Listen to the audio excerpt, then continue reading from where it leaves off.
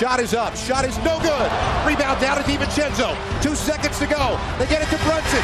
Late to the floor. Shot is no good. And the defending national champions have been eliminated. Wisconsin knocks off Villanova 65-62.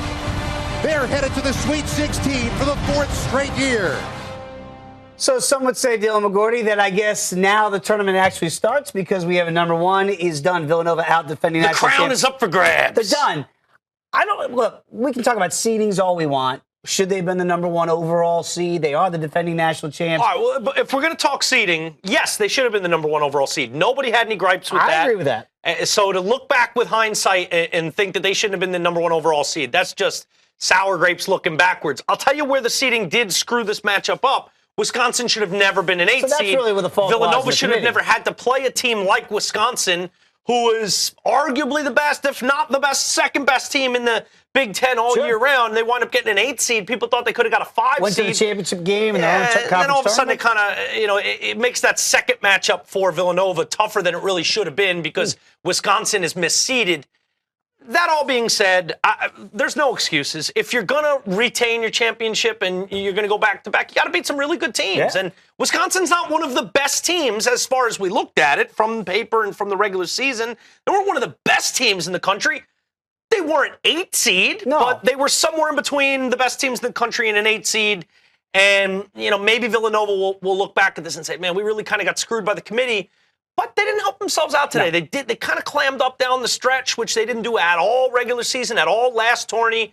Josh Hart kind of indecisive. And some free throws down the stretch. Some free throws, some poor execution offensively, some very stagnant offensive possessions when they needed their best plays and their most dynamic offensive sets. They just didn't get them. I just wonder now if they look at it and go, this is a disappointment. We lose in the round of 32 coming on the heels of a national championship. I kind of thought that they're at least going to move on to the Elite Eight and take on Duke in that heavyweight matchup everybody thought. So Jay Wright probably goes, all right, disappointment. Shouldn't have played Wisconsin, but we shouldn't have lost in the second round. 100%. I think what last year's national title game, I think what that did, cutting down the nets and bringing another title to Villanova, it sort of cemented what we had inklings about for this team, that they are a team that is going to have the standards and the expectations the same way a Kansas, a Duke, a UCLA. You're supposed to get at least to the Sweet 16. Yeah, I mean, they feel like they have the kind of team, the kind of talent, and the kind of coach. I think it really validated Jay Wright as a top-tier coach. When you have that kind of coach and you're running that kind of program with these kind of kids, especially some holdovers from last year, 3 incredible seniors led by Josh Hart. No doubt. Jenkins on this team as well. I mean, obviously, you look at it and they felt like, I think if they felt like they lost to Duke in the Elite Eight, that would have been a disappointment.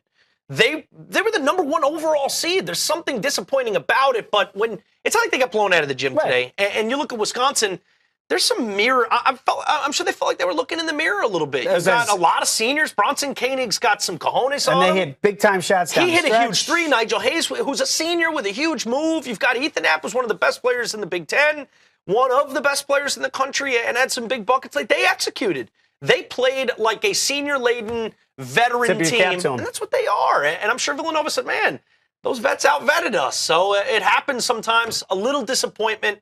I don't think Villanova was overrated they just ran into a very good team who executed. One possession game. Yeah. And look, Wisconsin, I think a lot of people felt like was capable of this all year because of the upperclassmen, because of the experience, because of the talent on the team.